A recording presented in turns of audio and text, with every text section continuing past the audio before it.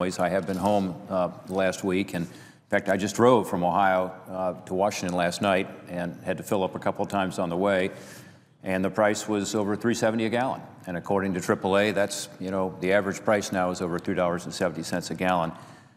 This is impacting families. I met with people who are in the trucking business, some small operators who are trying to make ends meet, and they're saying, Rob, I don't know how this is going to work because our gas prices keep going up at the time when our expenses are going up as well, and they're really getting squeezed out. And of course, higher prices for gas affect all of us as families, but also affects everything that we buy because that cost is embedded there. So this is hurting our economy in very fundamental ways.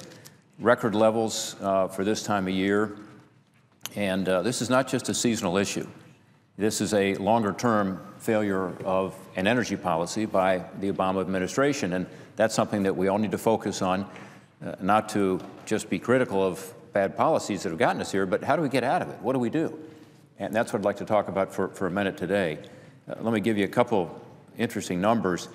The price of gas has increased by 94% in the last 3.5 years during the Obama administration. So you're talking about almost 100% increase in the cost of gasoline. All-time high last year, $3.53 a gallon, and again over $3.70 this year already. By the way, last year, the average amount spent by a family in America for gasoline at the pump, over $4,000. So this is a big part of people's budgets. We've been hit hard, and at a time when millions of Americans are struggling amid a continuing weak economy, it's particularly tough because budgets are already stretched thin. We need to produce more, in my view. And if you produce more, you're going to see prices come down. And it's sort of the basic laws of supply and demand. So right now we have demand around the world maybe picking up a little bit, and yet we are not producing as much as we should be. And frankly, we're producing less than we have been. Let me give you some interesting numbers here that actually surprised me in terms of what the president's saying versus the facts. The president says we're producing more than we have in the past. Decline in production of natural gas on public lands and waters went down 11% last year. Decline of oil production, 14%. In the Gulf of Mexico, there was a 17% drop from 618 million barrels in 2010 to 514 in 2011. Senator from Texas talked about this. We're not seeing an increase. We're seeing a decrease. And this is at a time when all of us, I hope, realize that we've got to be focused on producing more here at home, one, so we can get prices down, and two, so that we can get less dependent on these dangerous and volatile parts of the world. And if we don't do that, we're going to be subject to what happens in Libya or what happens in Iran and see gas prices spike up as we're seeing now. We've got to produce more, and we've got to produce it here at home to get away from the OPEC cartel. Washington wastes time by not acting now to immediately expand that production. And White House talks, well, says you can't immediately expand production because it takes some time. Well, all the more reason to get started with it. As the senator from Texas has said, if we had started on this a few years ago, we'd be in much better shape. But also, the price of gasoline, of course, reflects what people think it's going to be in the future. So even if we made a commitment today to get busy on more domestic production of oil and natural gas, it would affect the price because it would affect what folks are thinking about what the future prices are going to be. Would the senator from Ohio yield? Because Senator from Texas. Absolutely. I think that the senator from Ohio is making such a good point because here the president is saying just producing more won't lower prices. Does that seem like the fundamental supply and demand economic explanation that most economists have adopted in our country, that if you supply more, that the price will go down? Doesn't that seem like a non sequitur? It does, and I think most people get it because even if you don't have a degree in economics, and I don't, you understand that the laws of supply and demand work. So if you're going to cut the supply, as has happened, you're going to see prices go up. And let me give you an example of this. In 2010, the president canceled leases in the Gulf of Mexico, Mid-Atlantic.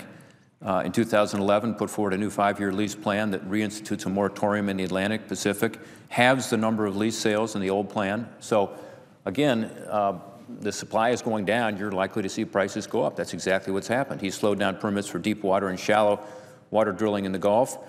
He is now set to impose severe new regulations on oil refiners. It's going to further raise prices.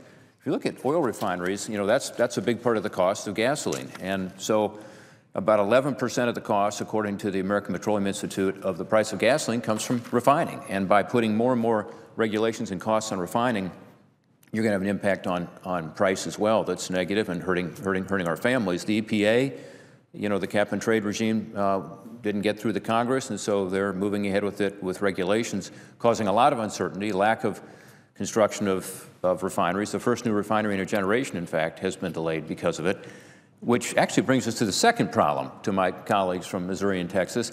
This is not just about gas prices, as important as that is, it's about jobs. Because by stopping the construction of a refinery or putting new regulations on, not allowing the kind of drilling that we want to do in the state of Ohio to bring jobs, you're hurting the very jobs that Americans need to be able to pay for their gas bills.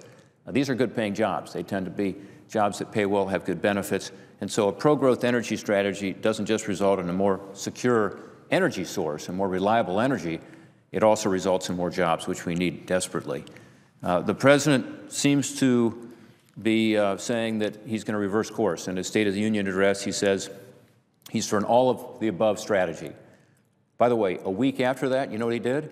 He rejected the Keystone XL pipeline, which, talk about all of the above. We certainly should be, from our strong ally to the north, getting oil we need for our refineries to get the cost down. And by the way, that pipeline also picks up American oil. I bet you that our colleague from North Dakota is going to talk about that in a little while, because he has been governor of North Dakota, understands the importance of the Keystone XL pipeline.